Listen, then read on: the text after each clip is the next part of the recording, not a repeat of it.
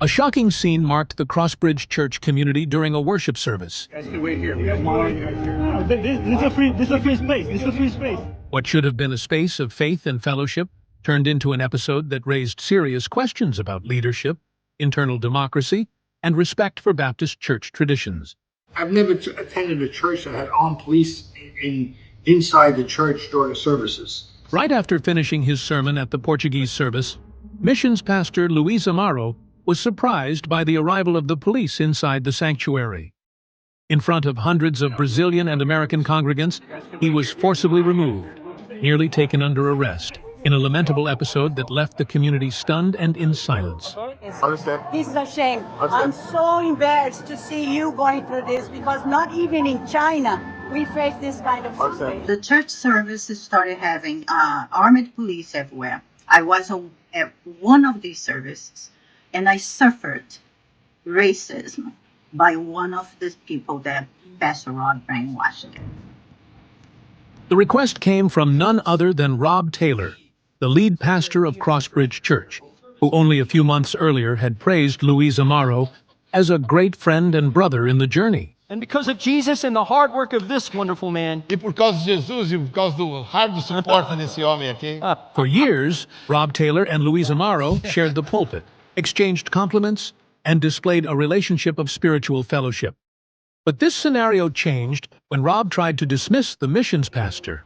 First, Rob Taylor brought the request to the church's deacon board, but was defeated by 13 votes against and only 2 in favor.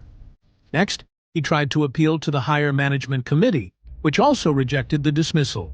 Faced with rejection, Rob Taylor broke the rules of the Baptist bylaws, which state that such decisions must go through the HR committee and the deacons, and unilaterally and authoritatively ordered Luiz Amaro's removal.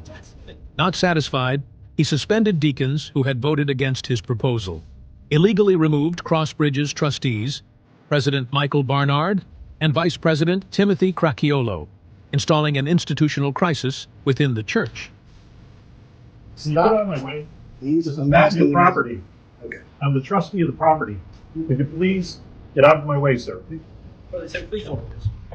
The peak of tension came a week before the terrible scene of abuse against Pastor Luiz Amaro.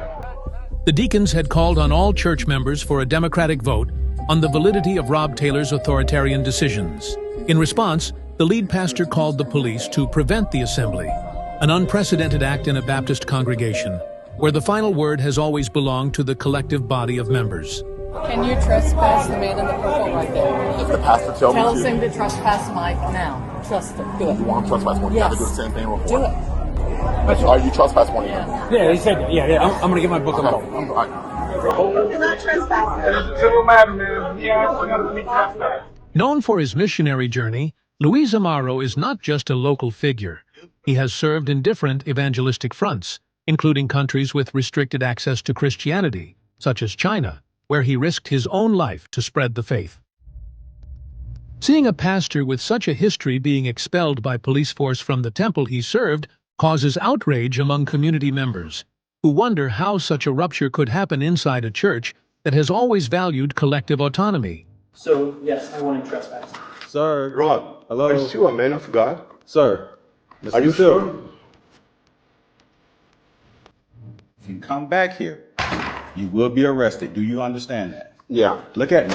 No, I listened to you, sir. That's it. You already said how many times? I come back here, I'll be in jail. That's what you say. You're free I to- was a missionary in China.